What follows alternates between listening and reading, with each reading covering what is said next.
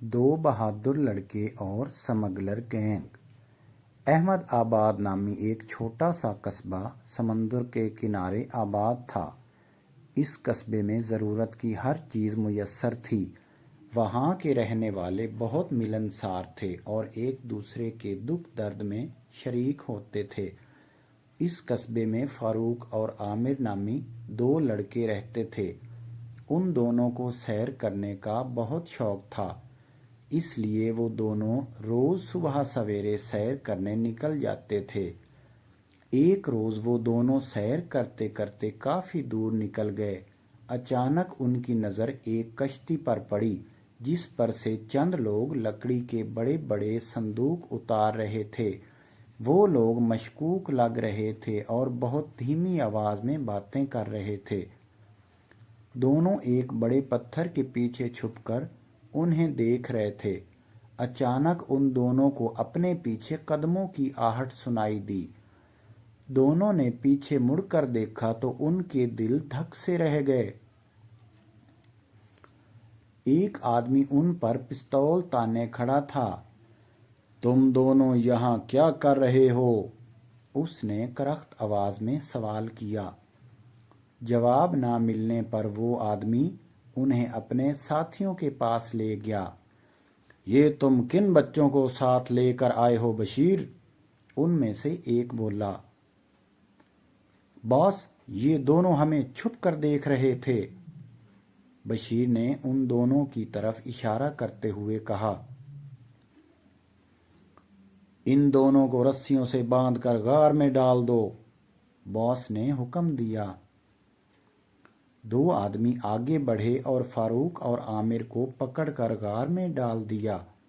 ڈر کے مارے ان دونوں کی گھگی بند گئی اور وہ بالکل خاموش ہو گئے۔ کچھ دیر تک غار کے باہر سے آوازیں آتی رہیں اور پھر خاموشی چھا گئی۔ "میرے خیال سے وہ لوگ چلے گئے ہیں," فاروق نے کہا۔ "ہمیں ان رسیوں سے آزاد ہونے کی کوشش کرنی چاہیے," عامر نے چپکے سے کہا۔ "میری رسی کچھ ڈھیلی ہے اور قریب ہی ایک نوکیلا پتھر پڑا ہوا ہے اور میں کوشش کر کے آزاد ہو سکتا ہوں," فاروق نے سرگوشی کی۔ پھر وہ کوشش کرنے لگا اور تقریباً 20 سے 25 منٹ کی کوشش کے بعد وہ اپنے ہاتھ آزاد کرنے میں کامیاب ہو گیا۔ اس نے جلدی جلدی عامر کو کھولا اور پوری قوت کے ساتھ اپنے قصبے کی طرف دوڑ لگا دی۔ جب قصبے کے قریب پہنچے تو دوپہر کا وقت ہو رہا تھا۔ وہ سیدھا پولیس اسٹیشن گئے اور وہاں موجود انسپکٹر جمال کو ساری بات بتا دی۔ انسپکٹر جمال اپنے سپاہیوں کو لے کر فوراً روانہ ہو گئے۔ جب انہوں نے غار پر چھاپا مارا تو اندر سے 10 صندوق برآمد ہوئے۔ یہ صندوق سونے سے بھرے ہوئے تھے۔ یہ سونا پڑوسی ملک سے سمگل ہو کر آیا تھا اور بہت زیادہ مالیت کا تھا۔ انسپکٹر جمال نے وہ سارا سونا ضبط کر لیا اور کمشنر کے حوالے کر دیا۔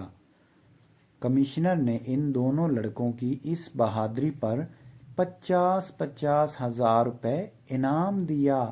تو دوستو، کیسی لگی آپ کو یہ میری سٹوری؟